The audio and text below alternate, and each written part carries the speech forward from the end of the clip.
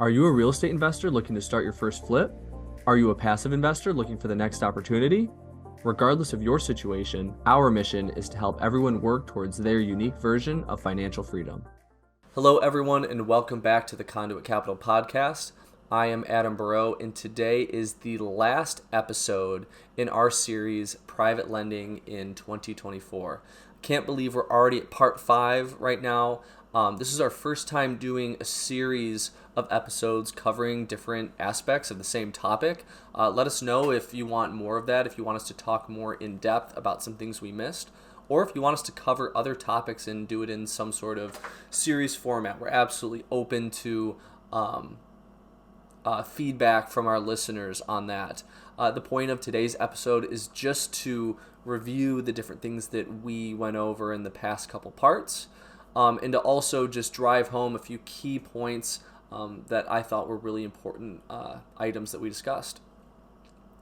So one of the first things we covered, one of the first questions is that we asked is, you want to know what kind of lender you're working with. In the private lending industry, there are so many different people that you can work with. Lenders have many different lending processes, and so it's important to figure out what you're comfortable with and then align that with the lender that you decide to work with. It's also important to know where their money comes from. So whether lenders are getting it from big institutions or they're getting it from accredited investors that are looking for a decent return on their income, that can impact some of their loan requirements when applying with them.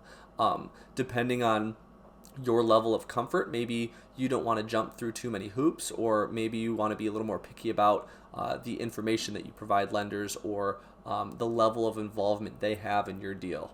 All of those things are very important to consider when shopping around for a lender. And then one point I wanted to drive home even more that while I did touch on, I think it can't be stated enough.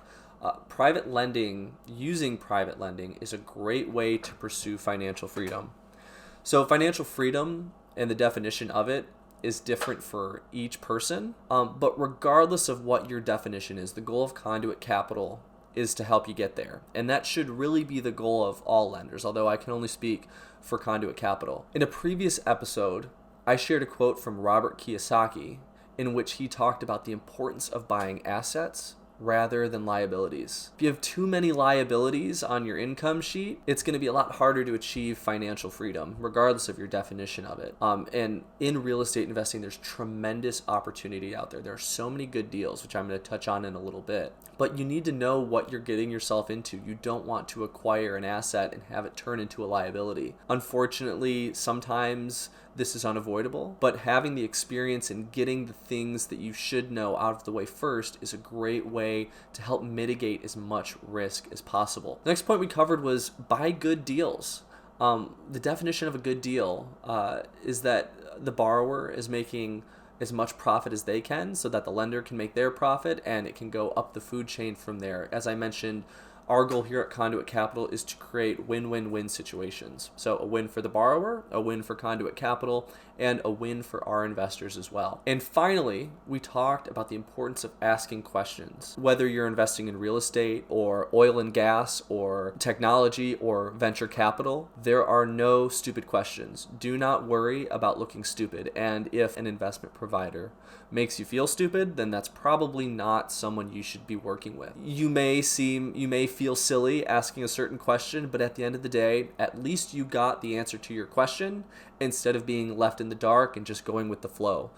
The investing world moves very fast, and if you go too much with the flow without asking enough questions, you can end up in way over your head. I never want to put any of our investors in that situation, nor do I want to put any of our borrowers in that situation. So regardless of what your goals are in 2024, if you're a real estate investor looking to start your first deal, or maybe you're looking to grow your capacity, or maybe you're a passive investor looking for a new place to deploy your money, it's great to know how private lending works and what the sort of different questions to ask are. And as you pursue those relationships, really dive deep into the deal and the people you're working with and pursue those goals full blast. I'm excited to hear about all of the great achievements that people in our network have this year regarding their investments. And please share your achievements below or things that you're working toward this year. We always love helping people out in any way we can, but also just to have an accountability partner in us cheering you on as you go. So thank you for tuning into the final part of our 5-part series, Lending in 2024. Don't forget that we have our monthly in-person meetup at our office in Gary, Indiana. We also have our monthly Zoom call, What's Going On in Real Estate, that every month the speakers just keep getting better and better, which I didn't even think was possible. And until next time, remember, be a conduit, not a bucket. Thank you. Thank you for tuning in to our podcast today. If you enjoyed this episode and would like to stay up to date with all of our latest content, please follow us on social media. You can find us on YouTube, TikTok, Facebook, and Instagram at Conduit Capital Podcast. We love hearing from our listeners, so feel free to send us a message, leave a comment, or share your thoughts with us.